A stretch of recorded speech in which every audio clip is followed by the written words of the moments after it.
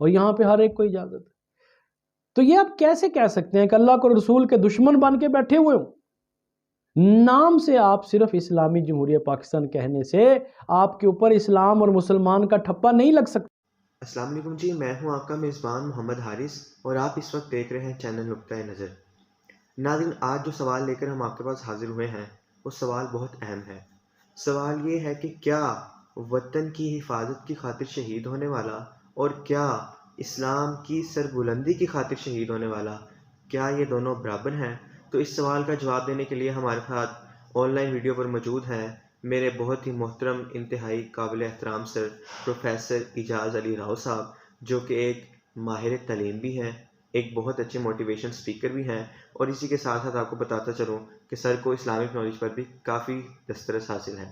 تو آئیے ہم سر سے اس کا جواب لیں گے۔ سب سے پہلے تو میں سر کا شکریہ ادا کرتا ہوں کہ جنہوں نے اپنی مصروفیات میں سے وقت نکال کر چینل نقطہ نظر کو ٹائم دیا۔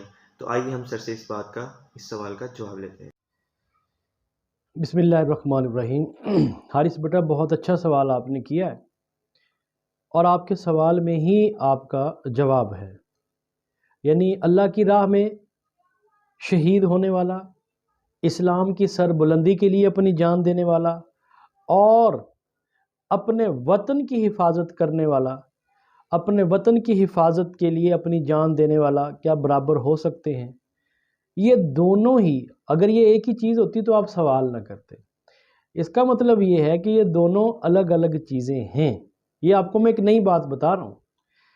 جہاد جس کی آپ بات کر رہے ہیں، ویسے تو جہاد کی کئی اقسام ہیں، جہاد بالقلم، جہاد بالمال، جہاد بالسیف۔ آپ بات کریں جہاد بالسیف کی۔ یہ جہاد صرف اور صرف اللہ کے لیے، اللہ کی دین کی سربلندی کے لیے جو میدان جنگ میں جاتا ہے وہ شہادت کے رتبے پر فائز ہوتا ہے، تو وہ جنت کا مستحق ہے، وہ اللہ کی راہ میں شہید کہلائے گا۔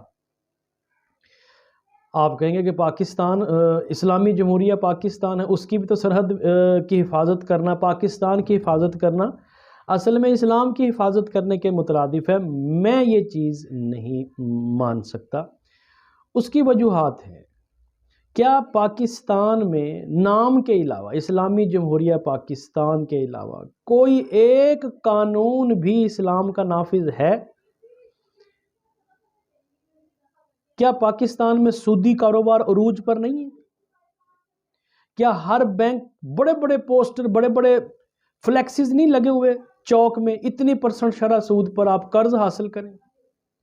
جبکہ قرآن میں واضح فرمایا گیا ہے کہ سودی کاروبار کرنے والا، جو لوگ سود لیتے ہیں، دیتے ہیں، اللہ اور اس کے رسول کے خلاف اعلان جنگ ہے۔ تو جس ملک کے ہر چوک میں سائن بورڈ لگے ہوں اللہ اور اس کے رسول کے دشمنوں کے، ایسے ملک کی حفاظت کو آپ اللہ کی راہ میں نہیں کہہ سکتے، ایسے اللہ کی راہ میں شہادت اس کو نہیں ہو سکتی۔ سب سے پہلی بات تو یہ ہے کہ یہاں پر گورنمنٹ لیول پر اجازت ہے کہ آپ سودی کاروبار کر سکتے ہیں، ہر بینک کو اجازت ہے، کوئی ممانعت نہیں ہے، کوئی روک ٹوک نہیں ہے، کوئی پوچھنے والا نہیں ہے۔ اور سود ایک ایسا گناہ ہے، بلا شبہ شرک سب سے بڑا گناہ ہے، لیکن شرک کے بارے میں بھی ایسی بات نہیں کی کہ سود کھانے والا ایسے ہے جیسے اپنی ماں سے زنا کرتا ہے۔ استغفر اللہ، استغفر اللہ۔ اور یہاں پہ ہر ایک کو اجازت ہے۔ تو یہ آپ کیسے کہہ سکتے ہیں کہ اللہ کو رسول کے دشمن بن کے بیٹھے ہوئے ہوں؟ نام سے آپ صرف اسلامی جمہوریہ پاکستان کہنے سے آپ کے اوپر اسلام اور مسلمان کا ٹھپا نہیں لگ سکتا۔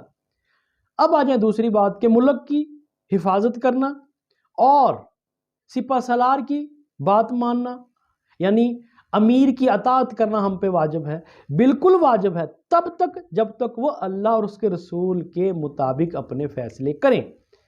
اور اگر اللہ اور اس کے رسول کے مطابق فیصلے نہ کریں تو رجوع کرو اللہ رسول کی طرف، چھوڑ دو پھر ان کو۔ کوئی ایک کام ہمارے حکمرانوں کا بتا دیجیے جو اسلام کے مطابق ہے، ماننے کو تیار ہے۔ اب ملک کی حفاظت کرنا اگر جہاد ہے تو پھر جو انڈیا میں بہت سے لوگ ہیں، بڑے مسلمان ہیں، جو وہ بھی جہاد کر رہے ہیں، اگر وہ بھی مرتے ہیں تو وہ بھی شہادت کے رتبے پر فائز ہے۔ پاکستان کی طرف سے جو مر رہے ہیں وہ بھی شہادت کے رتبے پر فائز ہے۔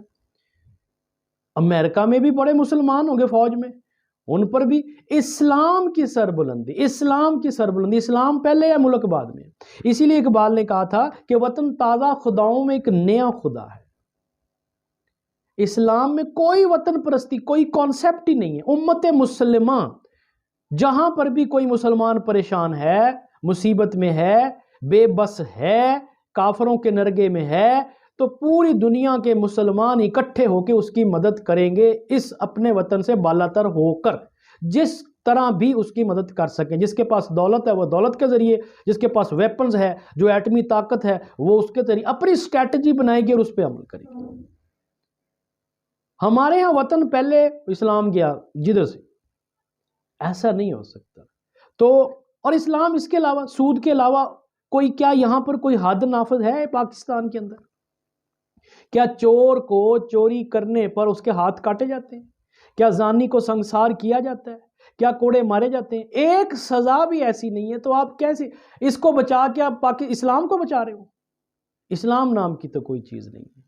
तो जब तक इस्लाम नाफिज नहीं होगा, हाँ इस्लाम नाफिज हो, इस्लामी कवानीन नाफिज हो, जैसे मदीना की रियासत के अंदर एक इम्प्लीमेंट था, फिर आप अगर पाकिस्तान की हिफाजत करते हैं, फिर आप कह सकते हैं कि हाँ हम इस्लाम की हिफाजत करेंगे, फिर आप शहादत के दर्जे पर फाइज हो सकते हैं, फिर आपको वो दर्जात मिल सकते हैं जिसके लिए आप कोशिश कर रहे हैं। लेकिन जब तक यहाँ पर बरतानिया एक्ट नाफज है, जब तक काफरों के कवानीन नाफज हैं, तब तक आपको जो आप कह रहे हैं कि शहादत के दर्जे पर, वो मेरे हिसाब से नहीं हो सकता।